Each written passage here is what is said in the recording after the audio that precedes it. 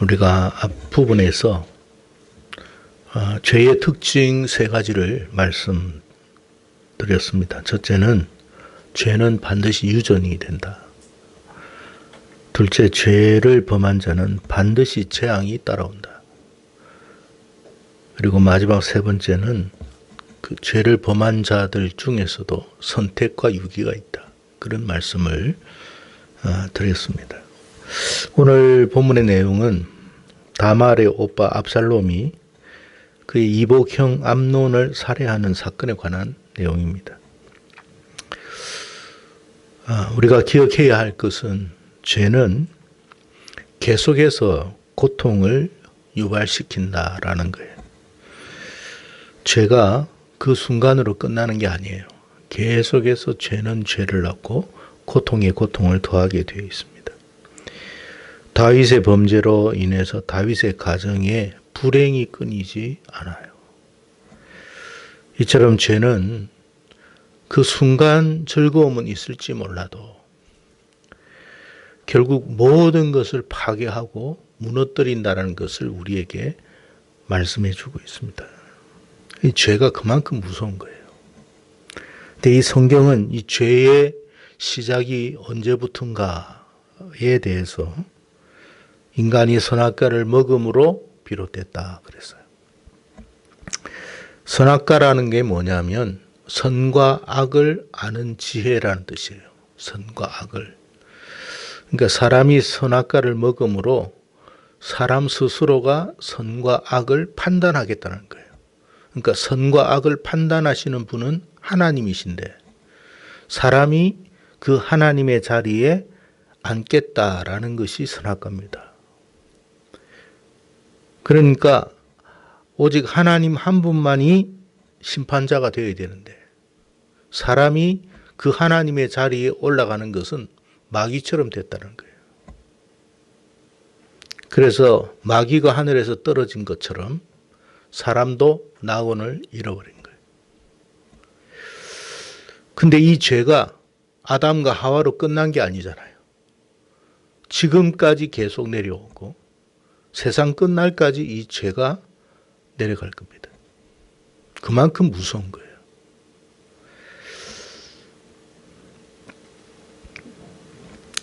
하나님의 자리에 앉는다.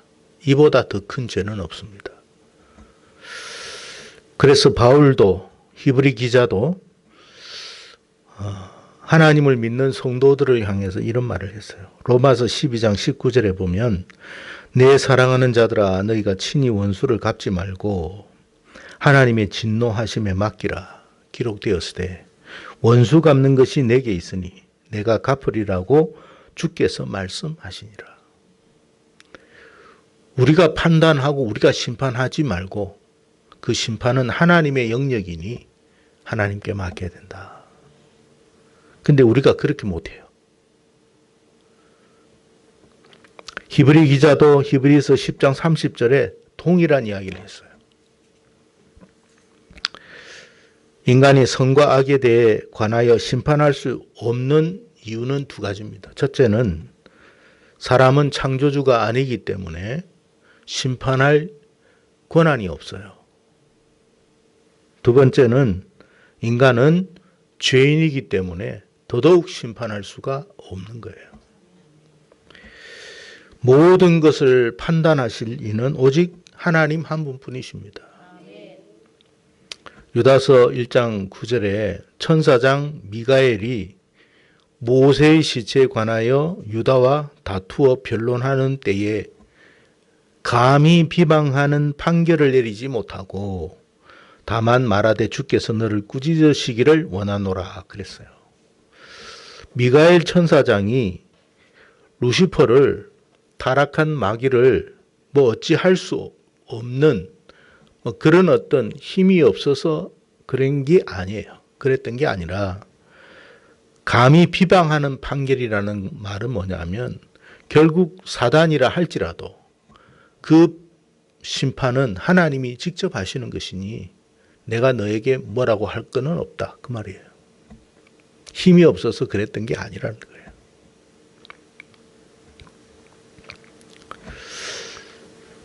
압살롬이 분노한 것, 다말, 자기의 여동생 다말을 추행한 것은 충분히 분노할 일이고 또 그 분노를 우리가 충분히 납득할 수 있는 일인 것은 틀림없습니다.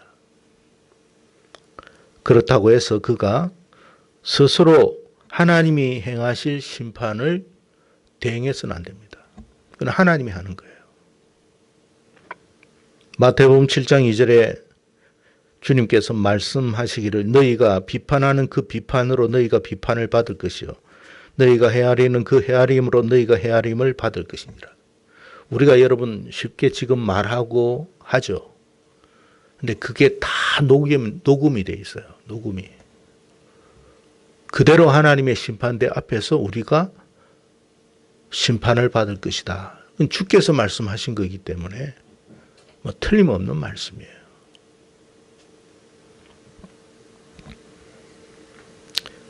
여러분, 정의를 실현한다고 했던 명목으로 형 암논을 살해했던 그가 이후에 어떻게 변했는지 성경은 우리에게 분명히 말씀해 주고 있습니다. 악마가 되어버렸어요. 정의를 실현한다고 했던 그가 악마가 되어버렸어요.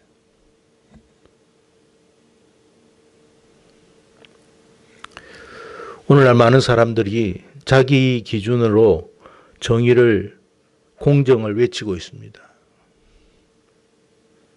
하지만 그 정의와 공정이 결국 언젠가 자기 자신에게도 그대로 화살로 돌아온다는 사실을 알아야 합니다.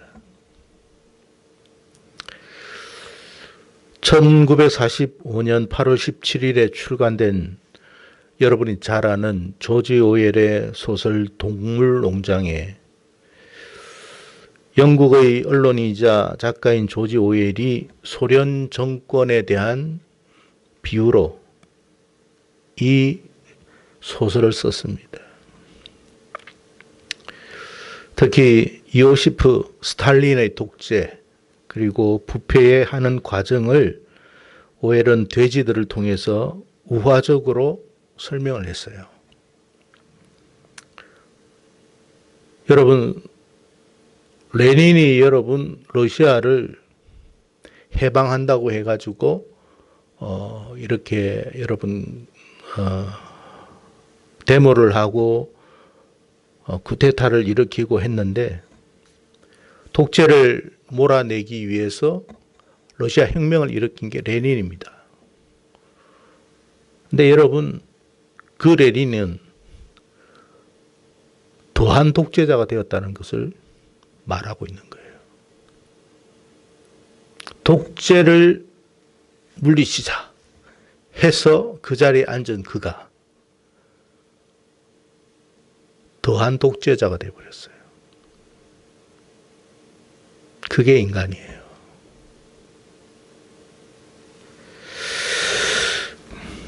여러분, 타락한 인간은 결코 하나님처럼 온전하고 공정할 수가 없어요. 그렇기 때문에 우리는 하나님께 모든 걸 맡겨야 돼요. 심판은. 왜? 가장 공정하신 분이시니까. 그래서 심판을 내게 맡기라고 한 거예요. 근데 우리는 공정하지를 못하면서도 공정한 것처럼 이야기해요. 그게 자기 오만이에요. 여러분, 죄인된 인간이 이 땅에서 바르게 살아갈 수 있는 유일한 길은 뭐냐? 하나님이 말씀하신 그 선을 따라가면 돼요. 오늘 본문에 등장하는 압살롬은 동생 다말의 복수를 위해서 그의 형 암논에 대한 아주 치밀한 계획을 세우고 실행을 합니다. 근데 여러분, 그가 그 형 암논을 살해한 것으로 그쳤느냐? 성경은 절대 그렇게 말씀하지 않아요. 그는 그보다 더한 죄악을 범하고 말았다. 부모를 죽이려 한 죄. 하나님이 허락하지 않는 왕의 자리를 탐하고 반역을 일으킨 죄. 만인이 보는 앞에서 자기의 아버지의 아내들에게 백주대낮에 음행을 저지른 죄. 용서받을 수 없는 죄. 정의를 외쳤던 그가 더한 악을 행한 거예요. 여러분, 정의를 외칠 때 조심하세요. 당신도 똑같이 받을 거예요. 우리는 하나님 앞에 스스로 죄인임을 고백해야 되는 것이지, 내가 정의롭다고 말하는 것은 하나님 앞에 큰 죄를 범하는 거예요. 근데 이런 죄를 쉽게 범하고 있어요. 지금 압살롬 이야기하는 거 아니에요, 여러분. 우리에 대한 이야기를 하는 거예요.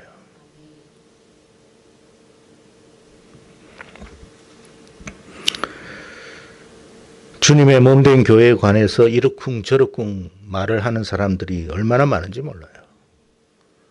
마치 스스로는 하나님 앞에 한 점 부끄러움이 없는 사람들처럼. 마태복음 7장 2절 다시 말씀드립니다. 너희가 비판하는 그 비판으로 너희가 비판을 받을 것이요 너희가 헤아리는 그 헤아림으로 너희가 헤아림을 받을 것이니라. 신앙생활에서 가장 중요한 것은 우리가 말씀을 따라가는 거예요. 그 선을 넘지 않는 것이 복인 거예요. 루시퍼가 선을 넘다가 마귀가 되었잖아요. 루시퍼는 하나님을 찬양하도록 악기를 주어지고 아름답게 창조했는데 자기가 그 영광의 자리에 앉아 보려고 하다가 마귀가 되어버린 거예요. 사탄이 된 거예요. 자기 자리만 잘 지켰으면 최고의 영화를 지금도 누리고 있을 텐데 한순간에 추락해버리고 말았습니다. 여러분이 하나님 앞에 받은 자리만 잘 지키십시오. 그게 복이에요. 모세의 사촌 고라가 여러분 선을 넘었습니다. 근데 자기에게 맡겨준 장막 일이나 잘하면 될 텐데 자기가 아론처럼 모세처럼 되려고 하다가 어떻게 되었습니까? 산채로 지옥으로 떨어졌습니다.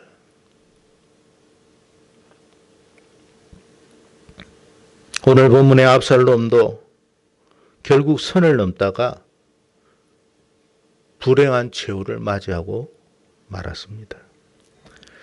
여러분 유다서 1장 6절 말씀을 보면 이런 말씀이 나와요. 또 자기 지위를 지키지 아니하고 자기 처소를 떠난 천사들을 큰 날의 심판까지 영원한 결박으로 흑암에 가두셨으며 그랬어요. 이 말씀은 뭘 인용했냐면 에녹스를 인용한 말씀이에요. 우리는 지금 외경이기 때문에 그 에녹스가 우리 성경 안에는 정경 안에는 들어와 있지 않지만 초대교회 때까지만 해도 에녹스는 사람들이 널리 읽었던 책 중에 하나입니다. 제가 조금 이 부분에 대해서 설명을 해드리는 것이 여러분에게 좀 도움이 될까 말씀을 드립니다. 에녹스에는 어떤 내용이 나오냐면 하나님께서 하늘 천사 200명을 인간 세계에 보냅니다. 그리고 인간들을 지키라고 했습니다. 근데 그 천사들 200명이 내려와 가지고 지금 헬몬산, 이스라엘에 있는 그 헬몬산 위에 그들이 와서 모의를 합니다. 무슨 모의를 하느냐 하면 인간 여성들이 너무 아름다운 거예요. 그러면서 그들은 함께 맹약을 합니다. 스스로 하나님 앞에 저주를 받자. 우리가 인간들과 함께 결혼을 해서 자녀를 낳자.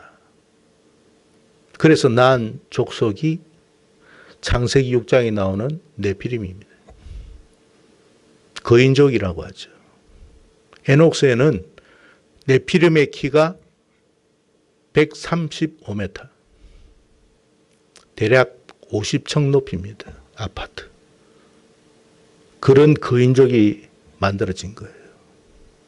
먹을 것이 많아야 되겠죠. 인간이 만든 농산물을 먹어치웁니다. 인간이 만든 키우는 가축들을 먹어치웁니다. 그것도 안 되니까 인간을 잡아먹습니다. 하나님께서 진노하신 거예요. 천사들 4명을 보냅니다. 그들을 결박하고 영원한 어둠에 가두어라. 헬몬산에서 200명이 맹약했던 천사들이 하늘에서 내려온 4천사에 의해서 쇠사슬로 묶여버립니다. 이거는 인간이 만든 쇠사슬이 아니에요. 하나님이 만든 쇠사슬이기 때문에 끊을 수가 없어요.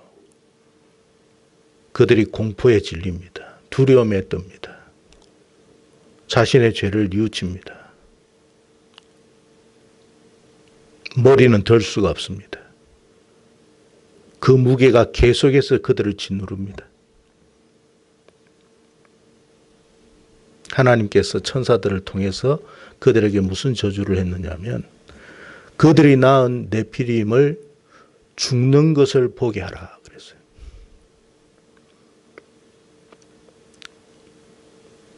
한 천사가 네피림의 눈들을 멀게 합니다. 서로가 서로를 적으로 봅니다. 서로를 죽이는 것입니다. 그 타락한 천사들 200명이 자기의 눈으로 자기 자식들이 죽는 것을 끔찍한 환경을 보게 됩니다. 눈을 감으려고 해도 눈을 감을 수가 없습니다. 왜? 하나님이 그 눈꺼풀을 감지 못하도록 만드셨기 때문에. 울부짖어도 부르짖음이 올라가지도 못합니다. 고통 속에서 괴로워합니다. 다 죽습니다. 그리고 그 천사들은 땅으로 내려 꽂혀서 영원한 어둠. 근데 그 어둠이 끝이 아니에요. 그 어둠 이후에 영원한 불로 들어갈 것이다. 그 천사들이, 타락한 천사들이 모두가 다 빛을 잃습니다. 그리고 그들의 얼굴에는 조그만한 희망도 보이지 않습니다. 그게 하나님이 내리신 명령이었습니다. 여러분, 그 에녹스를 읽어보면 천사들이라 할지라도 하나님의 명령이 벗어났을 때는 돌이킬 수가 없음을 말씀해 주고 있어요. 여러분, 우리가 하나님의 심판대 앞에서 섰을 때 하나님의 단호한 명령이 떨어지면 더 이상 어떤 은혜도 회복도 구원도 없어요. 그걸 기억하십시오. 그래서 여러분 그 에녹스를 읽어보면 떨림이 떨려. 두려움에. 하나님이 얼마나 엄중하신 분인지. 그 천사들이 에녹한테 탄원해달라고 글을 적어 올립니다. 에녹이 그걸 가지고 하나님께 가는데 하나님이 뭐라고 말씀하시느냐. 사람을 위해 천사가 중보할지언정 천사를 위해 사람이 중보할 수는 없다. 그들은 영원한 저주다. 여러분, 하나님은요, 사랑의 하나님이시지만 자신이 만든 원칙을 저버리면서까지 사랑하지는 않습니다. 정말 무서운 분이에요. 두려운 분이에요. 우리가 그 하나님을 조금이라도 느낀다면 함부로 신앙생활하면 안 돼요. 네가 판단한 것으로, 네가 비판하는 그 비판으로 너희가 비판을 받을 것이다. 에녹이 여러분 하늘나라로 천사들과 함께 올라가는데 하나님 보좌 앞에서 얼굴을 들 수가 없었답니다. 그렇게 기록되어 있어요. 너무나 두려워가지고. 너무나 두려워가지고. 천사들도 그분을 볼 수가 없대요.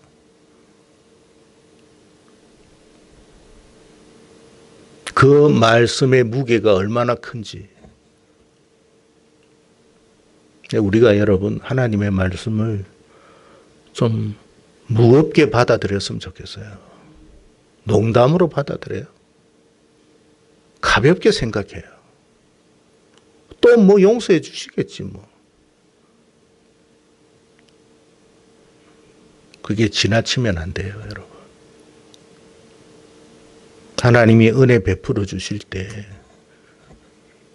감사할 수 있어야 되고 그 하나님을 두려워 경외할 수 있어야 돼요.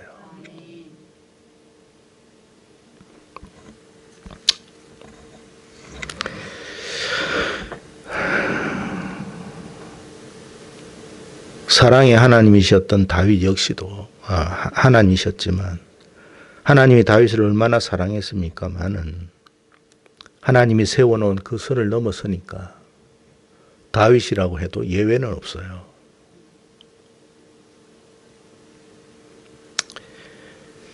결국 이 압살롬은 더 이상 돌이킬 수 없는 악마가 되고 맙니다. 만약 그가 형 암논을 살해한 이후에 그냥 그게 목적이었다면 도망가지 않고 다윗 앞에 나왔더라면 그리고 어떤 처벌도 달게 받겠습니다라고 했더라면 다른 길이 생겼는지도 몰라요.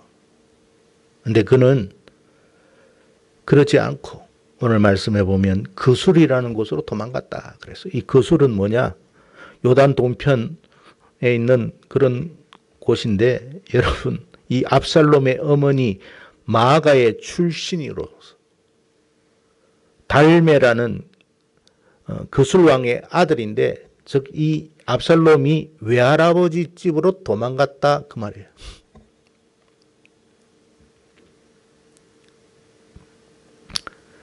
그러니까 형 암논을 살해한 이후에 조금도 죄책감이나 반성은 없었던 거예요. 의당히 자기는 그렇게 해야 된다. 그의 죽음은 마땅한 것이다.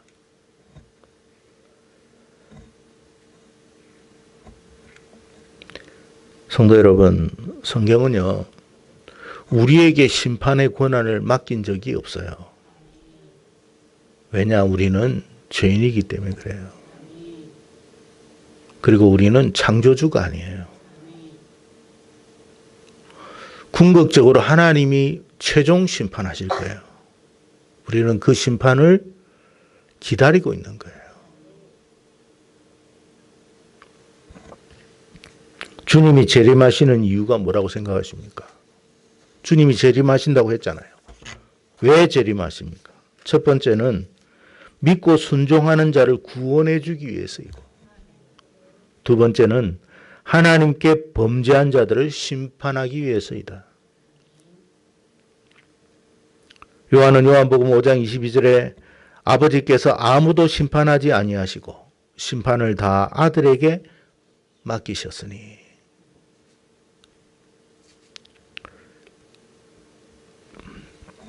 그래서 하나님은 세상 어떤 사람들에게도 최종 심판의 권한을 맡긴 적은 없어요. 오직 우리 주 예수 그리스도 한 분만이 최종 심판주로 세상 끝날에 오실 것입니다. 신앙생활을 한다는 것은 바로 이 같은 하나님의 말씀을 믿고 따르고 순종한다는 거예요. 이 땅에 살면서 원통하고 억울한 일이 왜 없겠습니까? 그런데 우리는 믿잖아요. 주님이 오셔서 공정하게 심판하실 것이다.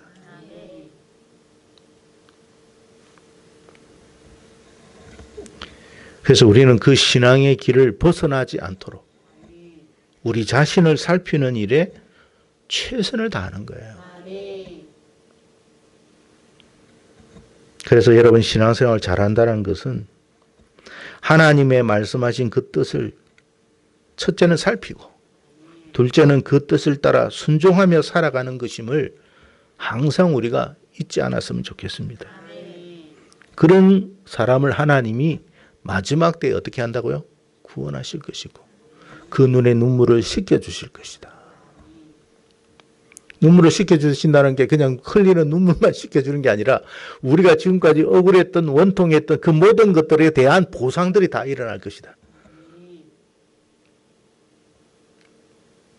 네. 계시록 21장 4절 모든 눈물을 그 눈에서 닦아주시니 다시는 사망이 없고 애통하는 것이나 곡하는 것이나 아픈 것이 다시 있지 아니하니 처음 것들이 다 지나갔습니다.